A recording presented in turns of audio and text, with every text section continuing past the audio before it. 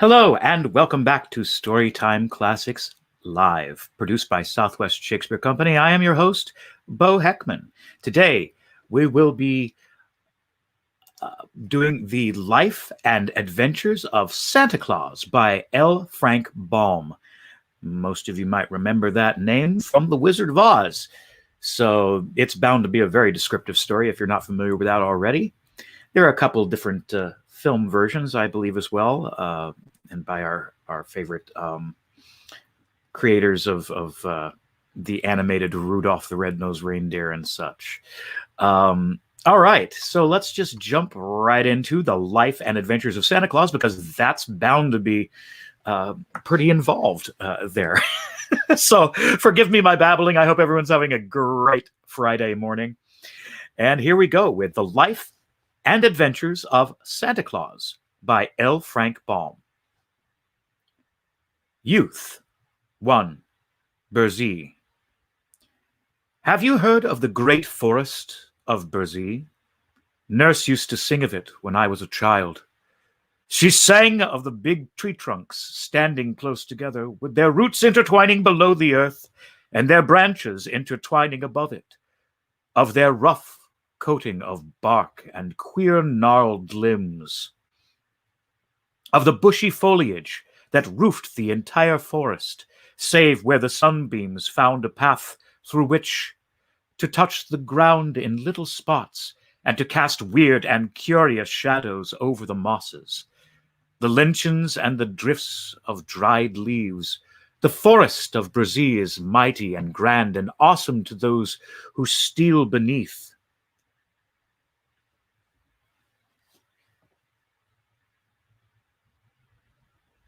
its shade.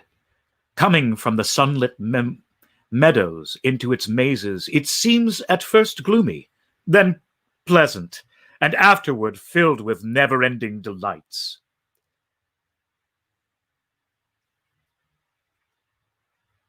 For hundreds of years, it has flourished in all its magnificence, the silence of its enclosure, unbroken save by the chirp of busy chipmunks, the growl of wild beasts, and the songs of birds. Yet Burzee has its inhabitants for all of this. Nature peopled it in the beginning with fairies, knooks, ryls, and nymphs. As long as the forest stands, it will be a home, a refuge, and a playground to those sweet immortals who revel undisturbed in its depths.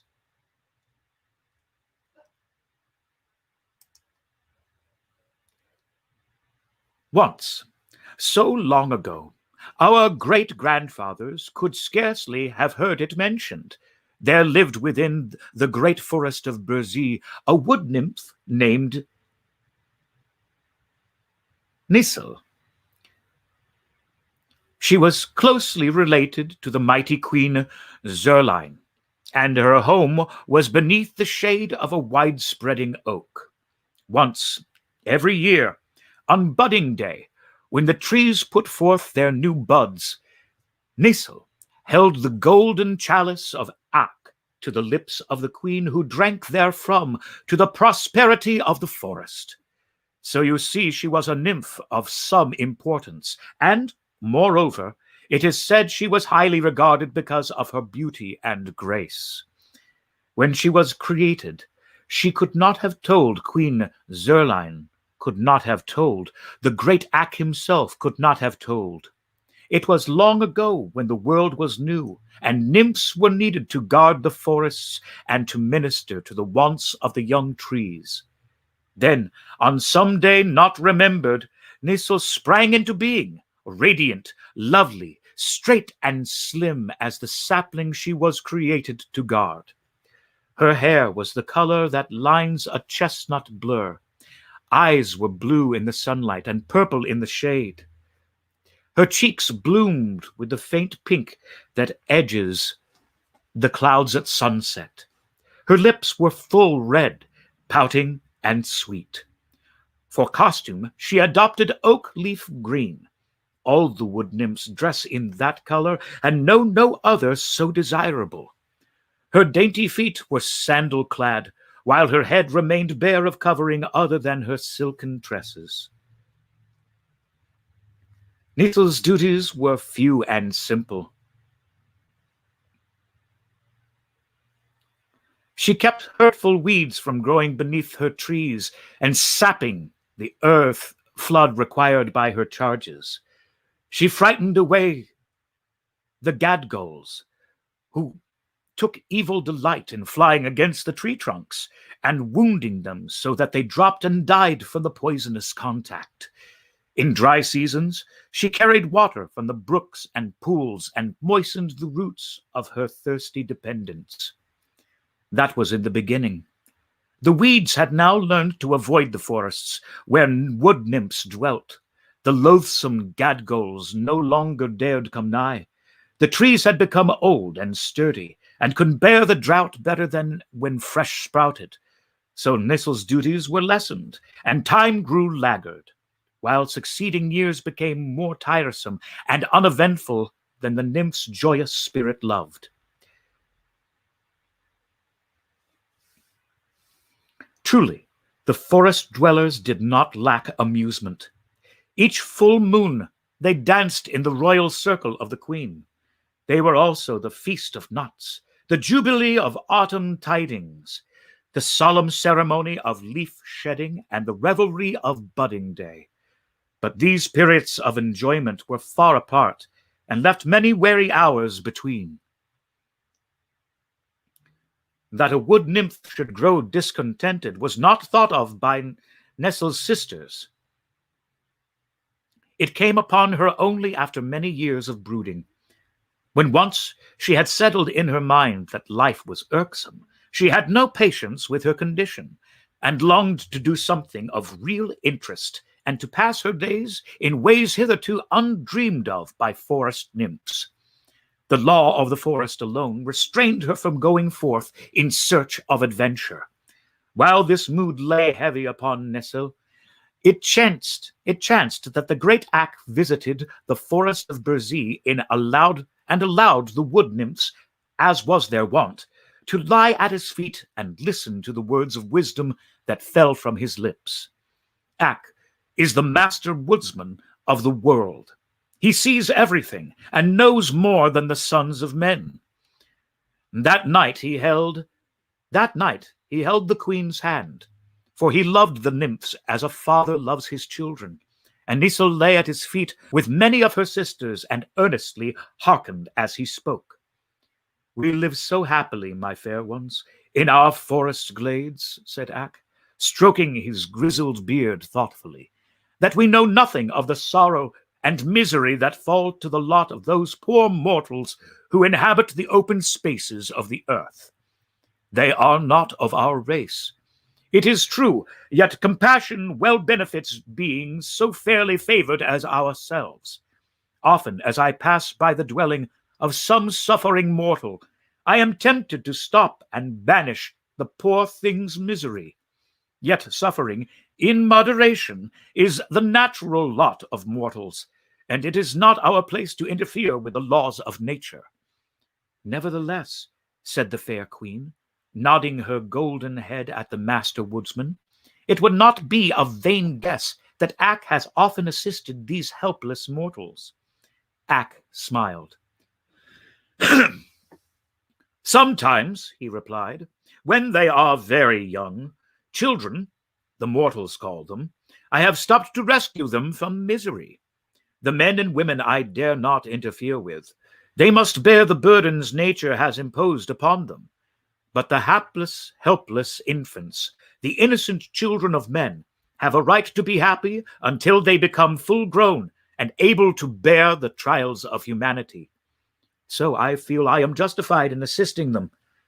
Not long ago, a year maybe, I found 4 poor children huddled in a wooden hut, slowly freezing to death. Their parents had gone to a neighboring village for food, and had left a fire to warm their little ones while they were absent. But a storm arose and drifted the snow in their path, so they were long on the road. Meantime, the fire went out, and the frost crept into the bones of the waiting children. Poor things! murmured the queen softly. "What did you do?" "I called Nelko, bidding him fetch wood from my forests and breathe upon it until the fire blazed again and warmed the little room where the children lay. Then they ceased shivering and fell asleep until their parents came. "I am glad you did thus," said the good queen, beaming upon the master. And Necile, who had eagerly listened to every word, echoed in a whisper, "I too am glad." "And this very night," continued Ak, "as I came to the edge of Burzee, I heard a feeble cry, which I judged came from a human infant. I looked about me and found, close to the forest, a helpless babe lying quite naked upon the grasses and wailing piteously. Not far away, screened by the forest, crouched Shiegra, the lioness, intent upon devouring the infant for her evening meal." "And what did you do, Ak?" asked the queen breathlessly. "Not much, being in a hurry to meet my nymphs, but I commanded Shiegra to lie close to the babe and to give it her milk to quiet its hunger. And I told her to send a word throughout the forest to all beasts and reptiles that the child should not be harmed." "I am glad you did thus," said the good queen again, in a tone of relief. But this time Necile did not echo her words, for the nymph, filled with a strange resolve, had suddenly stolen away from the group. Swiftly, her lithe form darted through the forest paths until she reached the edge of a mighty Burzee, when she paused to gaze curiously about her. Never until now had she ventured so far, for the law of the forest had placed the nymphs in its inmost depths. Necile knew she was breaking the law, but the thought did not give pause to her dainty feet. She had decided to see with her own eyes this infant Ak had told her of, for she had never yet beheld a child of man. All the immortals are full grown. There are no children among them. Peering through the trees, Necile saw the child lying on the grass, but now it was sweetly sleeping, having been comforted by the milk drawn from Shiegra. It was not old enough to know what peril means. It did not feel hunger, it was content. If it did not feel hunger, it was content. Softly the nymph stole to the side of the babe and knelt upon the sward, her long robe of rose-leaf color spreading about her like a gossamer cloud. Her lovely countenance expressed curiosity and surprise, but, most of all, a tender, womanly pity. The babe was newborn, chubby and pink. It was entirely helpless. While the nymph gazed, the infant opened its eyes, smiled upon her, and stretched out two dimpled arms. In another instant, Necile had caught it to her breast and was hurrying with it through the forest paths.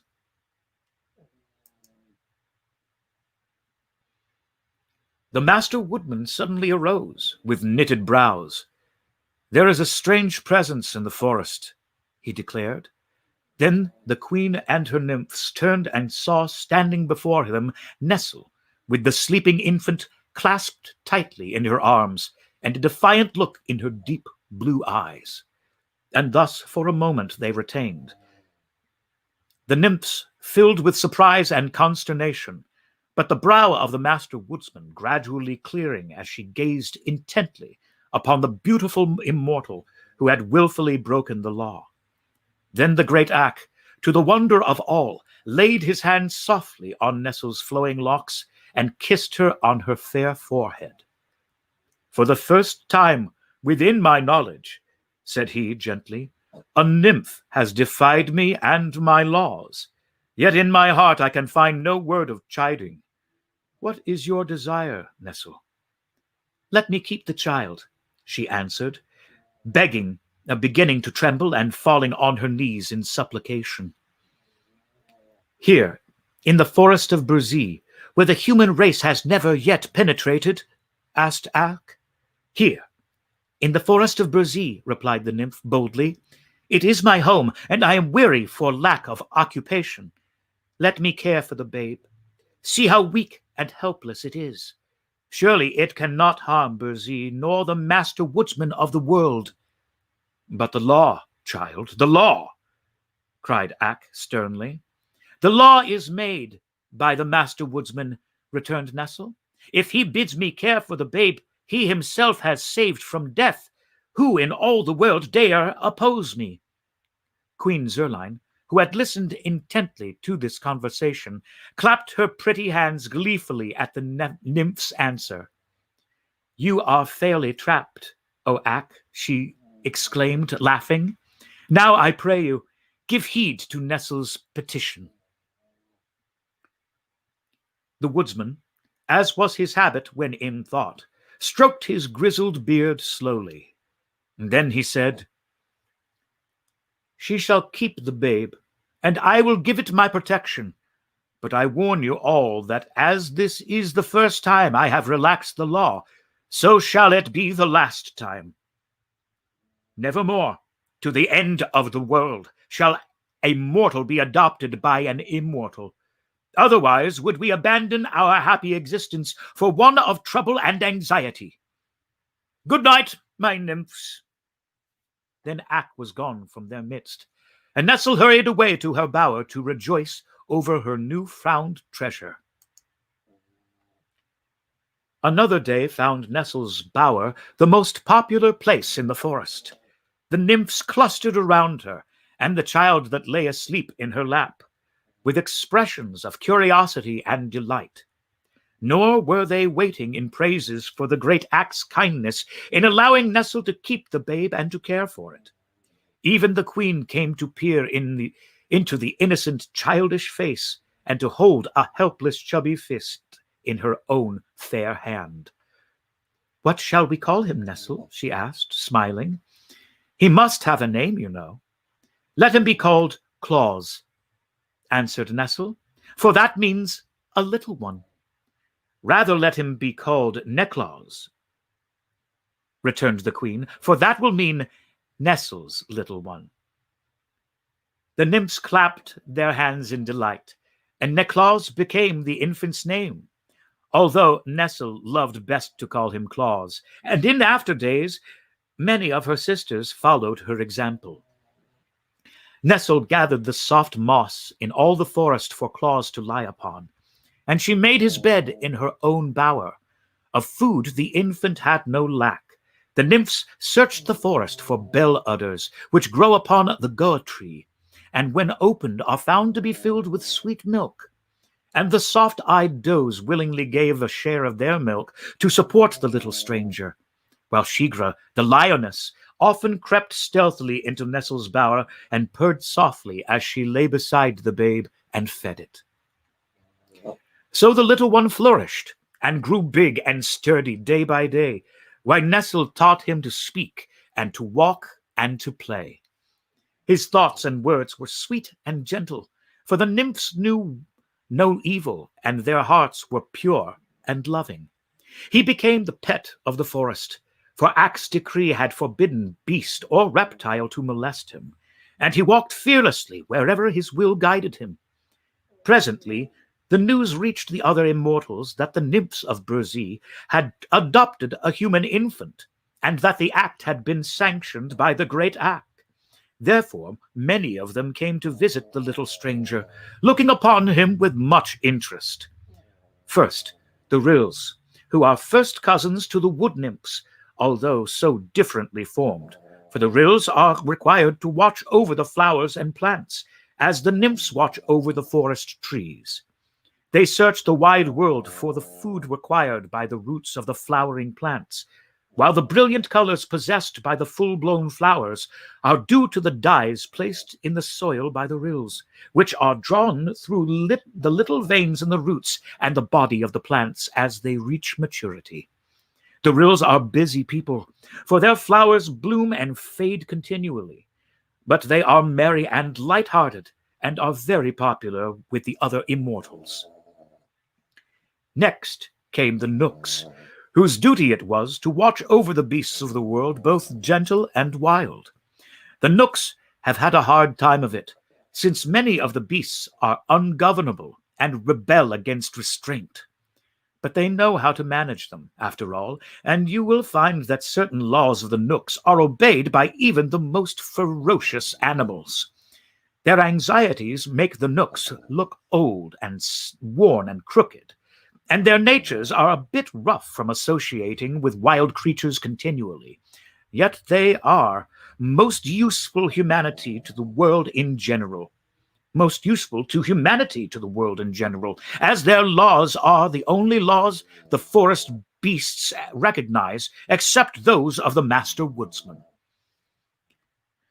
Then there were the fairies, the guardians of mankind, who were much interested in the adoption of Claus because of their own laws forbade them to become familiar with their human charges. There are instances on record where the fairies have shown themselves to human beings and have even conversed with them, but they are supposed to guard the lives of mankind unseen and unknown. And if they favor some people more than others, it is because these have won such distinction fairly, as the fairies are very just and impartial. But the idea of adopting a child of men had never occurred to them because it was in every way opposed to their laws. So their curiosity was intense to behold the little stranger adopted by Necile and her sister nymphs. Claus looked upon the immortals who thronged around him with fearless eyes and smiling lips. He rode laughingly upon the shoulders of merry rills. He mischievously pulled the grey beards of the low-browed Nooks. He rested his curly head confidently upon the dainty bosom of the fairy queen herself, and the rills loved the sound of his laughter, and the Nooks loved his courage, and the fairies loved his innocence. The boy made friends with them all, and learned to know their laws intimately. No forest bower was trampled beneath his feet, lest the friendly rills should be grieved. He never interfered with the beasts of the forest, lest his friends, the Nooks, should become angry. The fairies he loved dearly, but, knowing nothing of mankind, he could not understand that he was the only one of his race admitted to friendly intercourse with them. Indeed, Claus came to consider that he alone, of all the forest people, had no like nor fellow. To him the forest was the world. He had no idea that millions of toiling, striving human creatures existed, and he was happy and content.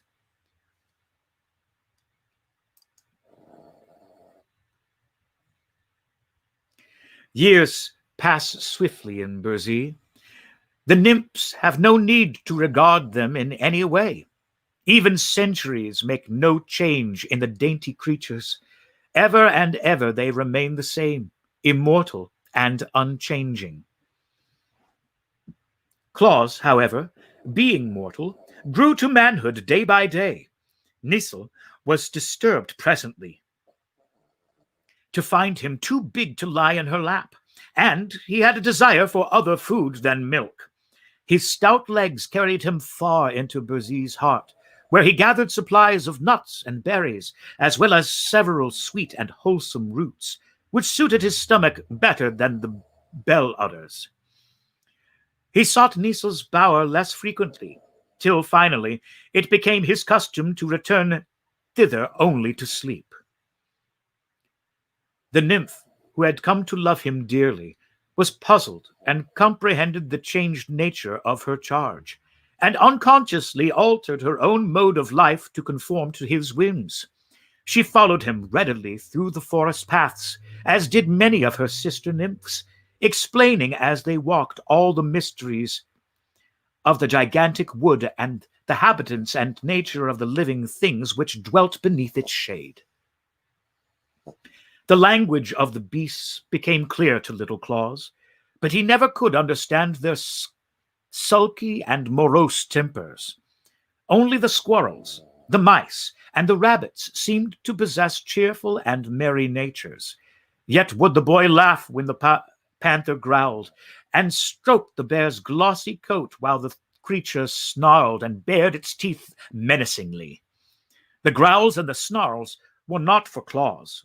He well knew. So what did it matter? They could sing the songs of the bees, recite the poetry of the wood flowers, and relate the history of every blinking owl in Burzee. He helped the rills to feed their plants and the nooks to keep order among the animals. The little immortals regarded him as a privileged person, being especially protected by Queen Zerline and her nymphs and favored by the great Ak himself. One day, the Master Woodsman came back to the Forest of Burzee. He had visited, in turn, all his forests throughout the world, and they were many and broad. Not until he entered the glade where the queen and her nymphs were assembled to greet him did Ak remember the child he had permitted Necile to adopt. Then he found, sitting familiarly in the circle of lovely immortals, a broad-shouldered, stalwart youth, who, when erect, stood fully as high as to the shoulder of the master himself. Ak paused, silent and frowning, to bend his piercing gaze upon Claus.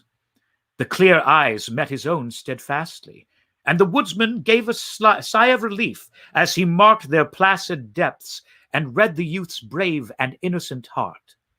Nevertheless, as Ak sat beside the fair queen, and the golden chalice filled with rare nectar passed from lip to lip, the master woodsman was strangely silent and reserved, and stroked his beard many times with a thoughtful motion.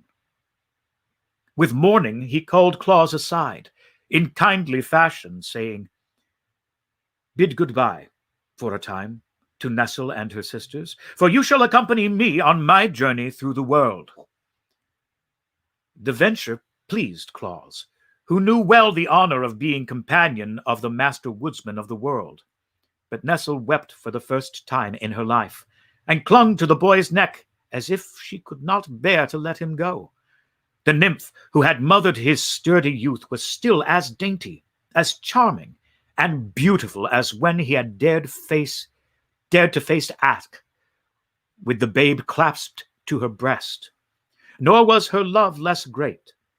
Ak beheld the two clinging together, seeming as her brother and sister to one another, and again he wore his thoughtful look.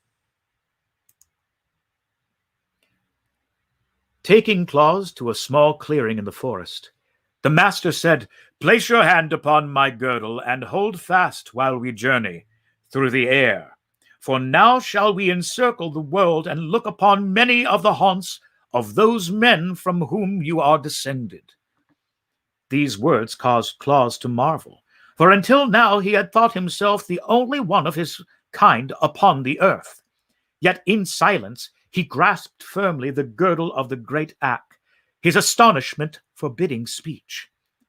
Then the vast forest of Burzee seemed to fall away from their feet, and the youth found himself passing swiftly through the air at a great height. Ere long there were spires beneath them, while buildings of many shapes and colors met their downward view.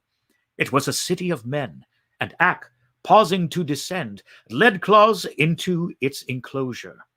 Said the master, "So long as you hold fast to my girdle, you will remain unseen by all mankind, though seeing clearly yourself. To release your grasp will be to separate yourself forever from me and your home in Burzee." One of the first laws of the forest is obedience, and Claus had no thought of disobeying the master's wish. He clung fast to the girdle and remained invisible. Thereafter, with each moment passed in the city, the youth's wonder grew. He, who had supposed himself created differently from all others, now found the earth swarming with creatures of his own kind. "Indeed," said Ak, "the immortals are few, but the mortals are many." Claus looked earnestly upon his fellows. There were sad faces, gay and reckless faces, pleasant faces, anxious faces, and kindly faces, all mingled in puzzling disorder.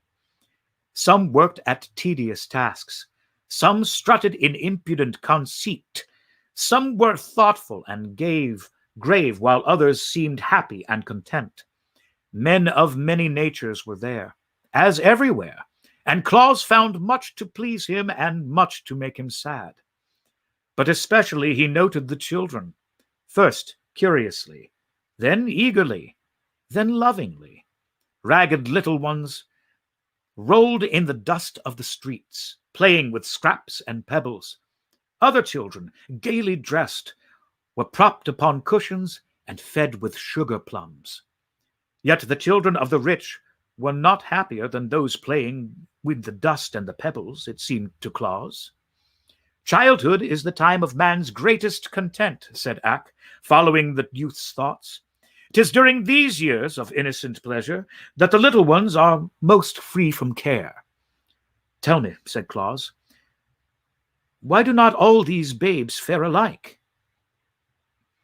Because they are born in both cottage and palace, returned the master. The difference in the wealth of the parents determines the lot of the child. Some are carefully tended and clothed in silks and dainty linen. Others are neglected and covered with rags. Yet all seem equally fair and sweet, said Claus thoughtfully. While they are babes, yes, agreed Ak. Their joy is in being alive, and they do not stop to think. In after years, the doom of mankind overtakes them, and they find they must struggle and worry, work and fret to gain the wealth that is so dear to the hearts of men. Such things are unknown in the forest where you were reared. Claus was silent a moment. Then he asked, why was I reared in the forest, among those who are not of my race? Then Ak, in gentle voice, told him the story of his babyhood, how he had been abandoned at the forest's edge and left a prey to wild beasts, and how the loving nymph Necile had rescued him and brought him to manhood under the protection of the immortals. Yet I am not of them, said Claus musingly. You are not of them, returned the woodsman. The nymph who cared for you as a mother seems now like a sister to you. By and by, when you grow old and gray, she will seem like a daughter. Yet another brief span, and you will be but a memory, while she remains Necile. Then why, if man must perish, is he born? Demanded the boy.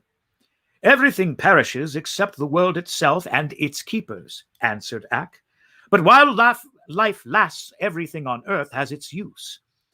The wise seek ways to be helpful to the world, for the helpful ones are sure to live again. Much of this Claus failed to understand fully, but a longing seized him to become helpful to his fellows, and he remained grave and thoughtful while they resumed their journey. They visited many dwellings of men in many parts of the world, watching farmers toil in the fields, warriors dash into cruel fray, and merchants exchange their goods for bits of white and yellow metal. And everywhere the eyes of Claus sought out the children in love and pity, for the thought of his own helpless babyhood was strong within him, and he yearned to give help to the innocent little ones of his race, even as he had been succored by the kindly nymph. Day by day, the Master Woodsman and his pupil transversed the earth. Ak, speaking but seldom to the youth, who clung steadfastly to his girdle, but guiding him into all places where he might become familiar with the lives of human beings. And at last they returned to the grand old Forest of Burzee, where the master set Claus down within the circle of nymphs, among whom the pretty Necile anxiously awaited him. The brow of the great Ak was now calm and peaceful, but the brow of Claus had become lined with deep thought. Necile sighed at the change in her foster son, who until now had been ever joyous and smiling, and the thought came to her that never again would the life of the boy be the same as before this eventful journey with the master.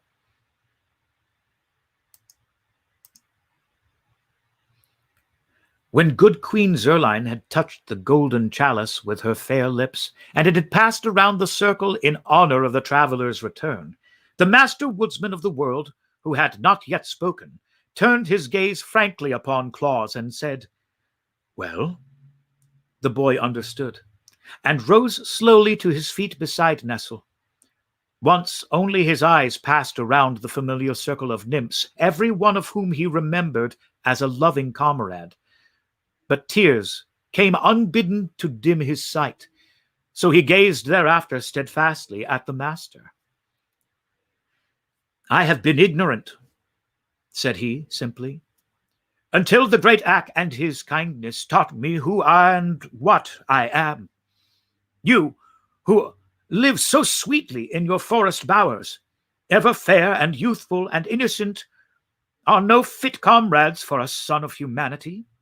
For I have looked upon a man, finding him doomed to live for a brief space upon earth, to toil for the things he needs, to fade into old age, and then to pass away as the leaves in autumn.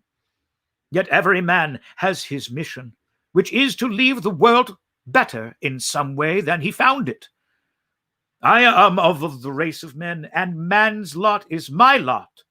For your tender care of the poor, forsaken babe you adopted, as well as for your loving comradeship during my boyhood, my heart will ever overflow with gratitude.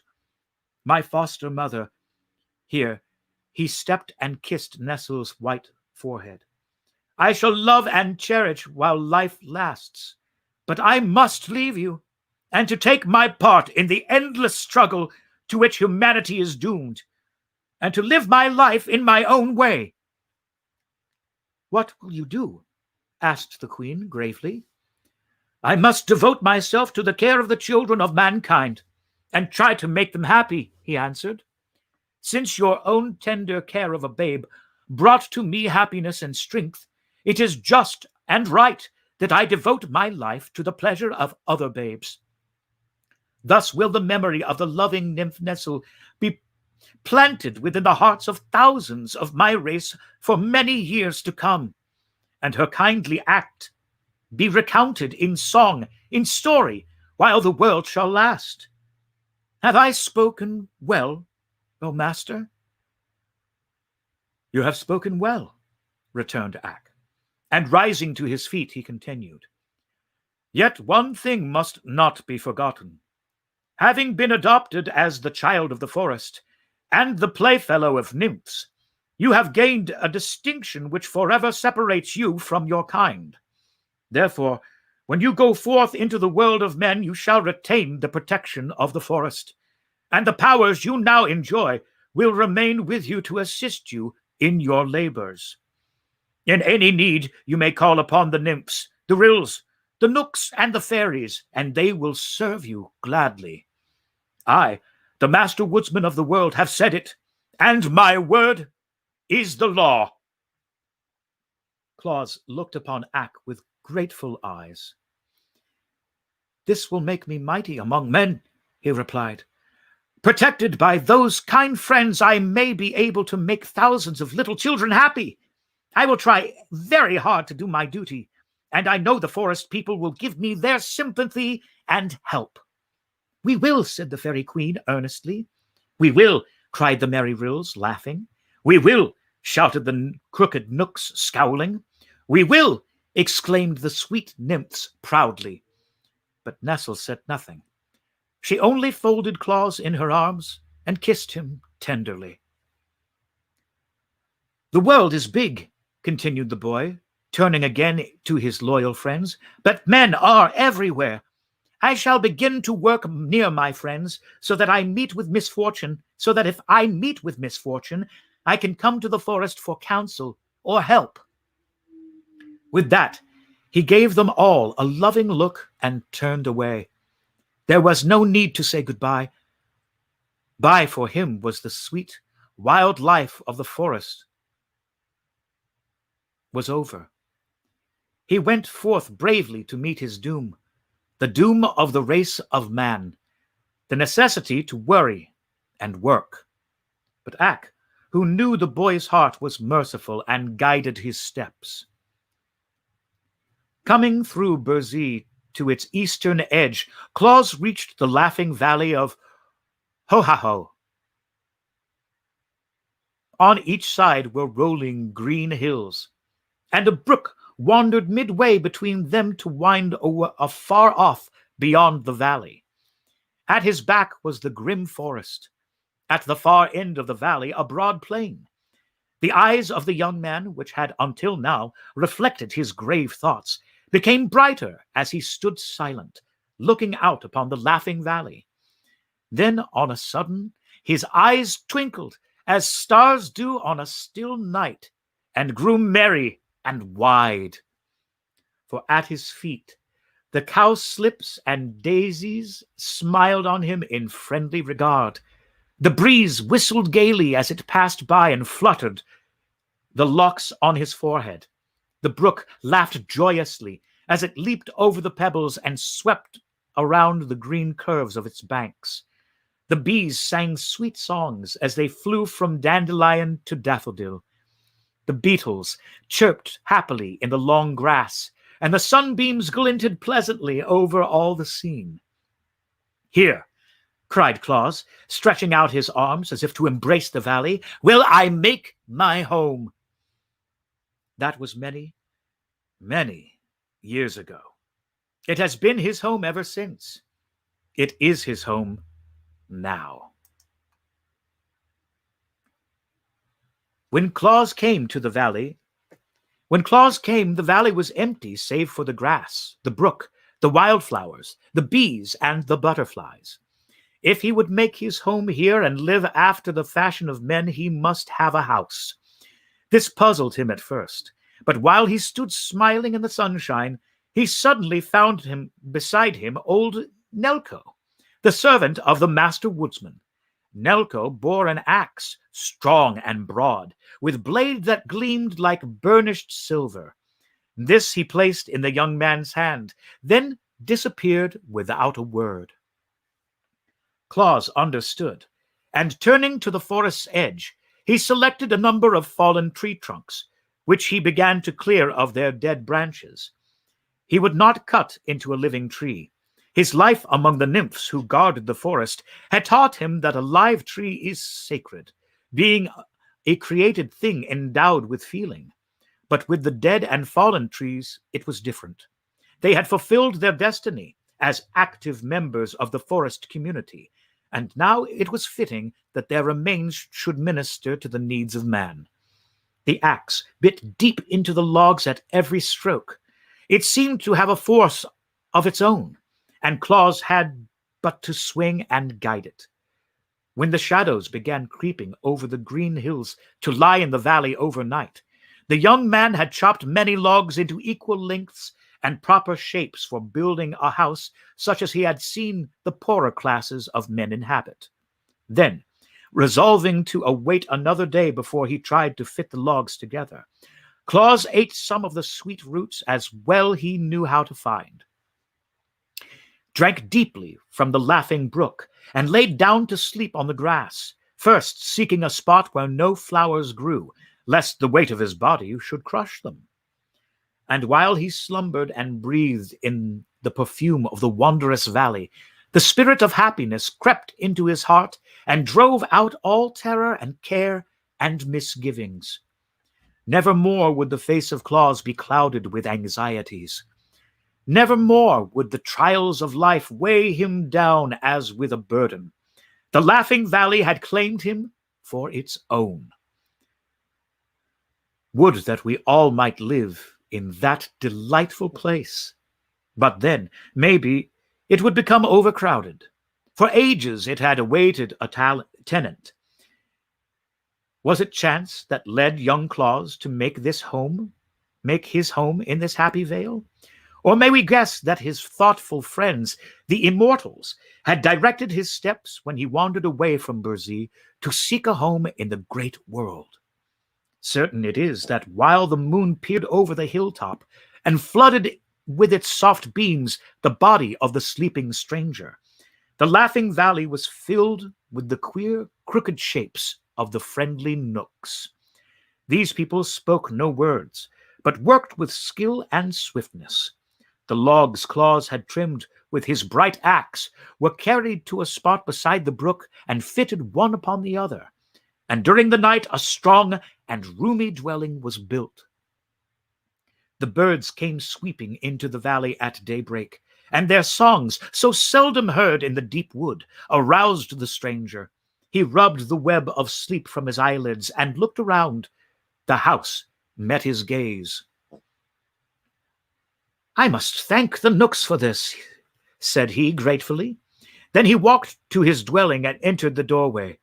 A large room faced him, having a fireplace at the end and a table and a bench in the middle. Perhaps the fireplace was a cupboard. Another doorway was beyond. Claus entered here also, and saw a similar room with a bed against the wall and a stool set near a small stand. On the bed were many layers of dried moss brought from the forest. "Indeed, it is a palace," exclaimed the smiling Claus. "I must thank the good Nooks again for their knowledge of man's needs as well as for their labors in my behalf." He left his new home with a glad feeling that he was not quite alone in the world, although he had chosen to abandon his forest life. Friendships are not easily broken, and the immortals are everywhere. Upon reaching the brook, he drank of the pure water, and then sat down on the bank to laugh at the mischievous gambols of the ripples as they pushed one another against rocks or crowded desperately to see which should first reach the turn beyond. And as they raced away, he listened to the song they sung. "Rushing, pushing, on we go. Not a wave may gently flow. All are too excited, every drop delighted, turns to spray and merry play as we tumble on our way." Next, Claus searched for roots to eat, while daffodils turned their little eyes up to him laughingly and lisped their dainty song. "Blooming fairly, growing rarely, never flowers were so gay, perfume breathing, joyful bequeathing, as our colors we display." It made Claus laugh to hear the little things voice their happiness as they nodded gracefully on their stems. But another strain caught his ear as the sunbeams fell gently across his face and whispered, "Here is gladness, that our rays warm the valley through the days. Here is happiness to give, comfort unto all who live." "Yes," cried Claus in answer. "There is happiness and joy in all things here. The Laughing Valley is a valley of peace and goodwill." He passed the day talking with the ants and the beetles and exchanging jokes with the light-hearted butterflies. And at night he lay on his bed of soft moss and slept soundly. Then came the fairies, merry but noiseless, bringing skillets and pots and dishes and pans and all the tools necessary to prepare food and the comfort of a mortal. With these they filled the cupboard and the fireplace, finally placing a stout suit of wool clothing on the stool by the bedside. When Claus awoke, he rubbed his eyes again and laughed and spoke around his thanks to the fairies and to the Master Woodsman who had sent them. With eager joy, he examined all his new possessions, wondering what some might be used for. But in the days when he had clung to the girdle of the great Ack and visited the cities of men, his eyes had been quick to note all the manners and customs of the race to which he belonged. So he guessed from the gifts brought by the fairies that the master expected him hereafter to live in the fashion of his fellow creatures. "Which means that I must plow the earth and plant corn," he reflected, "so that when winter comes I shall have garnered food in plenty." But as he stood in the grassy valley, he saw that to turn up the earth in furrows would be to destroy hundreds of pretty, helpless flowers, as well as thousands of the tender blades of grass, and this he could not bear to do. Therefore he stretched out his arms and uttered a particular whistle he had learned in the forest afterward crying, "Rills of the field flowers, come to me!" Instantly A dozen of the queer little rills were squatting upon the ground before him, and they nodded to him in cheerful greeting. Claus gazed upon them earnestly. "Your brothers of the forest," he said, "I have known and loved many years. I shall love you also when we have become friends. To me the laws of the rills, whether those of the forest or of the field, are sacred. I have never witfully destroyed one of the flowers you tend so carefully, but I must plant grain to use for food during the cold winter. And how am I to do this without killing the little creatures that sing to me so pretty of their fragrant blossoms?" The yellow rill, he who tends the buttercups, made answer, "Fret not, friend Claus. The great Ak has spoken to us of you. There is better work for you in the life than to labor for food. And though not being of the forest, Ak has no command over us. Nevertheless, we are glad to favor one he loves. Live, therefore. Do the good work you are resolved to undertake.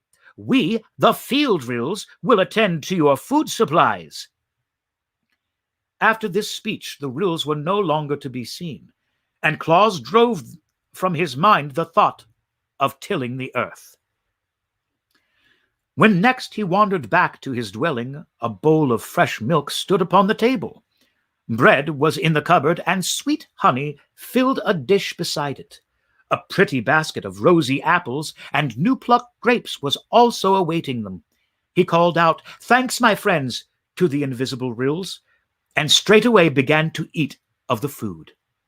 Thereafter, when hungry, he had but to look into the cupboard to find goodly supplies brought by the kindly rills, and the nooks cut and stacked much wood for his fireplace, and the fairies brought him warm blankets and clothing. So began his life in the Laughing Valley, with the flavor and friendship of the immortals to minister to his every want.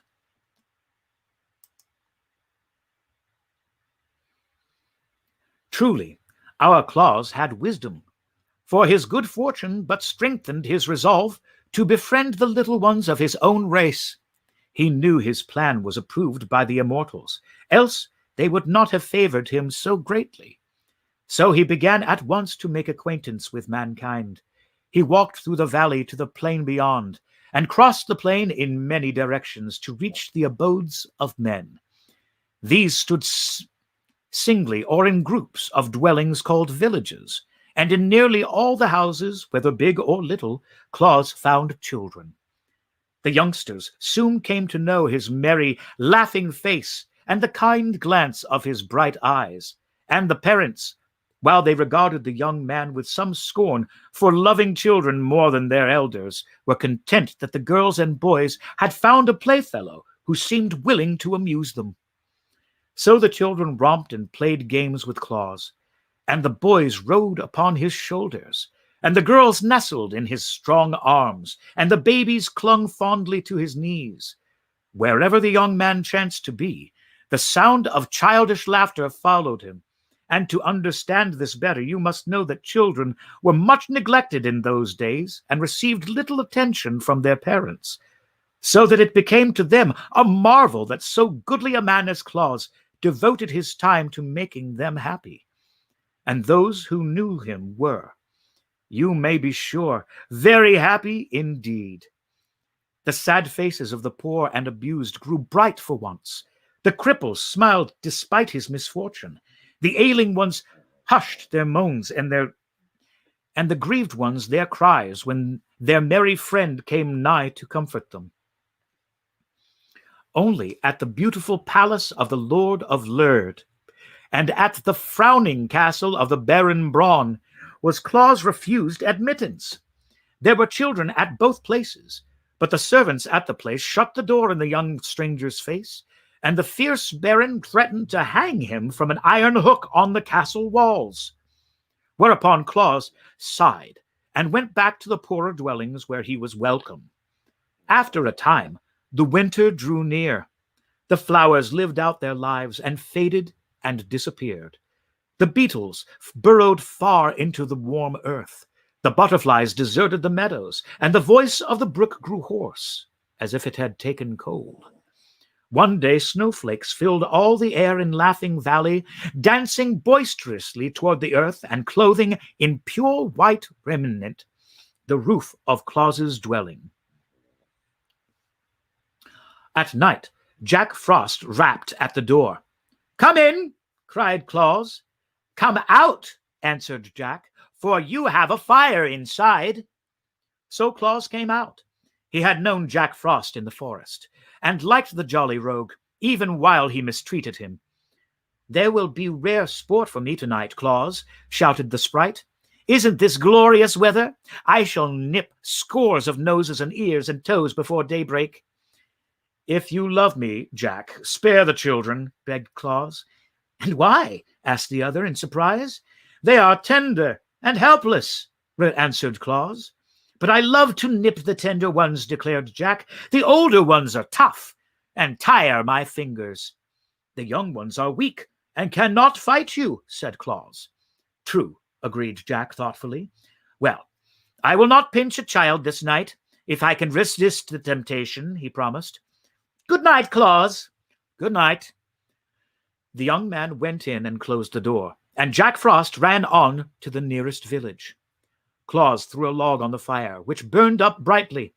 Beside the hearth sat Blinky, a cat, a big cat, given him by Peter the Knook. Her fur was soft and glossy, and she purred never-ending songs of contentment. "I shall not see the children again soon," said Claus to the cat, who kindly paused in her song to listen. "The winter is soon upon us. The snow will be deep for many days, and shall be unable to play with my little friends." The cat raised a paw and stroked her nose thoughtfully, but made no reply. So long as the fire burned and Claus sat in his easy chair by the hearth, she did not mind the weather. So passed many days and many long evenings. The cupboard was always full, but Claus became weary with having nothing to do with more than to feed the fire from the big wood pile the Knooks had brought him. One evening, he picked up a stick of wood and began to cut it with his sharp knife. He had no thought at first, except to occupy his time, and he whistled and sang to the cat as he carved away portions of the stick. Puss sat up on her haunches and watched him, listening at the same time to her master's merry whistle, which she loved to hear even more than her own purring songs. Claus glanced at Puss and then at the stick he was whittling, until presently the wood began to have a shape, and the shape was like the head of a cat, with two ears sticking upward. Claus stopped whistling to laugh, and then both he and the cat looked at the wooden image in some surprise. Then he carved out the eyes and the nose, and rounded the lower part of the head so that it rested upon a neck. Puss hardly knew what to make of it now, and sat up stiffly, as if watching with some suspicion what would come next. Claus knew. The head gave him an idea. He plied his knife carefully and with skill, forming slowly the body of a cat, which he made to sit upon its haunches as the real cat did, with her tail wound around her two front legs. The work cost him much time, but the evening was long, and he had nothing better to do. Finally, he gave a loud and delighted laugh at the result of his labors, and placed the wooden cat, now completed, upon the hearth opposite the real one. Puss thereupon glared at her image, raised her hair in anger, and uttered a defiant mew. The wooden cat paid no attention, and Claus, much amused, laughed again. Then Blinky advanced toward the wooden image to eye it closely and smell of it intently. Eyes and nose told her the creature was wood, in spite of its natural appearance, so Puss resumed her seat at her purring.